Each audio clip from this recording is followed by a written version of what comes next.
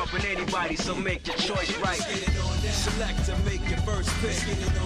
10, 9, 8, 7, 6. Choose and pick the best one.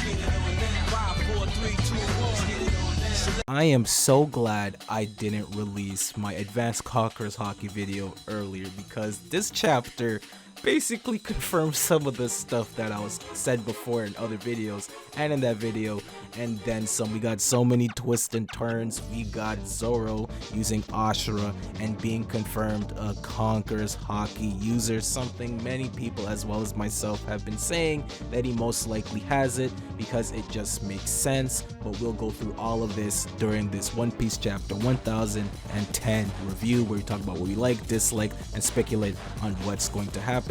And trust me, there is a lot of stuff to speculate. So the chapter starts off exactly where the last one left, with Big Mom's big bitch ass falling. As the fight on the rooftop continues, Napoleon and Prometheus find a way to escape and go help Big Mom. And as this is happening, Killer and Kid go bolting off the battlefield because they're tired of getting their asses whooped by Kaido and want to get whooped by another emperor. They go after Big Mom, deciding that they need to stay separated, and these two are going to volunteer to keep them separated. This is perfect. This is exactly what I wanted. I wanted the Supernova group to split up and fight each of the emperors, giving themselves more time to shine. This is great news for Kid and Killer, and also very interesting because now they fought 3 out of the 4 emperors so far, so that's really fun. But this gives Kid the spotlight that he deserves, showing exactly what he's capable of and how powerful he is without sharing the spotlight with other characters. Also, this is very good because we can get an interaction between Big Mom and Kid, and we get some further exploration on why Kid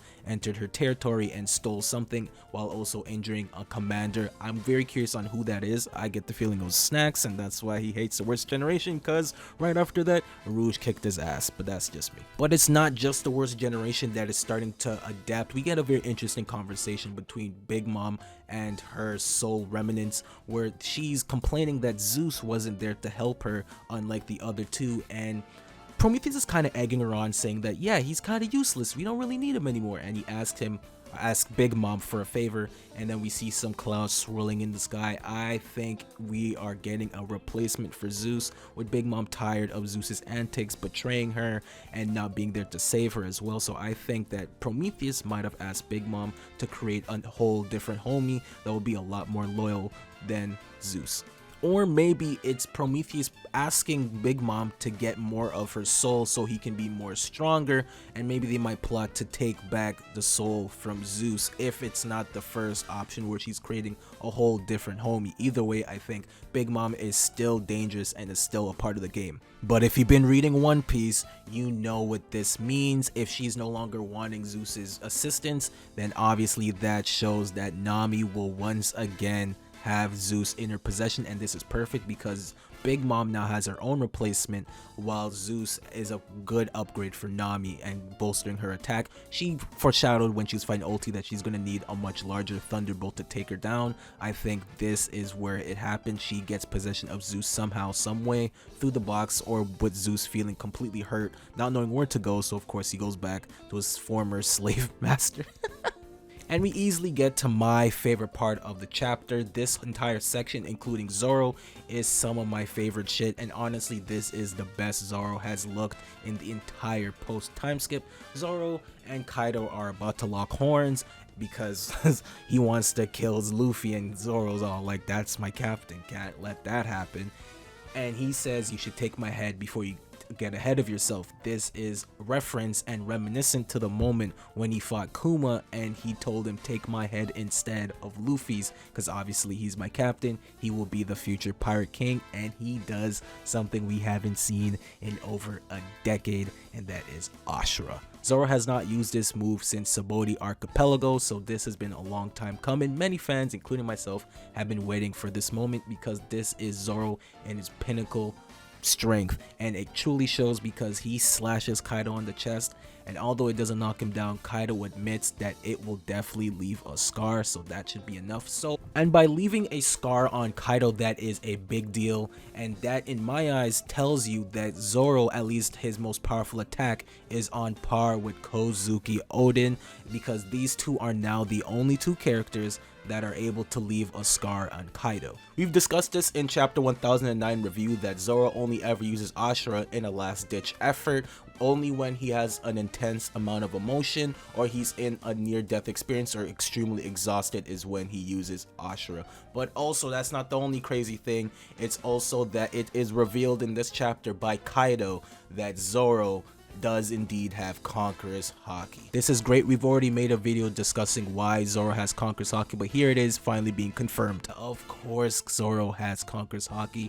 This has been speculated for years, but it's finally been confirmed, and to me, this makes total sense. This is actually a very cool callback to earlier in the arc when Onigashima was first being lifted into the sky by Kaido, and people thought that Zoro was causing the shaking with his Conqueror's Haki. For him to reply that, of course it's not me, you know I don't have it, for only to be turned around that yes, he actually does have Conqueror's Haki. But even to Zoro, this was a shock because he didn't even know until now.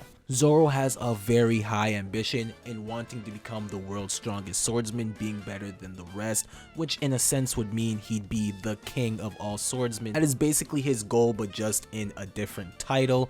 Zoro as well comparing himself to other characters like Silver's Rayleigh, the Roger Pirates, who have several Conquer Haki users, and people like to compare Rayleigh with Zoro, so of course Zoro as well would have Conqueror's Haki, being the right hand to Monkey D. Luffy.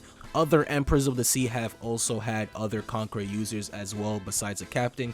Big Mom Katakuri, Whitebeard, Oden. Real quickly, this kind of confirms that Mihawk has Conqueror's Haki as well because he is the final opponent of Zoro and will be the toughest challenge. They both have the exact same ambition, wanting to be the strongest. Two characters that have the title of the world's strongest, Whitebeard and Kaido, both have Conqueror's Haki, so of course Mihawk and Zoro would have it as well. But it's actually the way that it was revealed that Zoro has Conqueror's Haki, because unlike other people where they use their Haki to flex and knock people out, Zoro in this hand is revealed through his attack using Ashura, which kind of implies that Ashura could be another form of use of Conqueror's Haki, manifesting your own spirit and bringing it out, or maybe even causing illusions for the other opponent to see. But this is also a hint that will coincide by the end of the chapter, where it's revealed that Conqueror's Haki can actually be coded and used in your attacks. This is probably what Oden did versus Kaido, that's why he was able to leave a scar, and the same applying here with Zoro. But quickly after this, Kaido makes quick work of Law before he can even flinch, and he takes both Law and the Zoro that's already on the ground with a Thunder Bagua, taking them out of the fight. When all hope is almost lost, here is our king, Monkey D. Luffy, standing up one last time, ready to fight Kaido, understanding things that have transpired in their battle so far, showing that he's actually learning. I've always said that Luffy always gets stronger after his fights when he learns his previous mistakes, and it seems as though after he was unconscious, he kind of got like a little Zenkai boost. If you watch Dragon Ball Z, that's when you're close to death or you've been defeated, you get a little power boost. So as Luffy gets up, he confirms that after his first time getting hit by the Thunder Bagua, he realizes that in fact Kaido has been infusing his attacks with Conqueror's Haki, and asks the question, can you coat yourself with Conqueror's Haki? With Kaido replying, you can, but only a small handful of individuals are able to do so. It's a very rare thing to do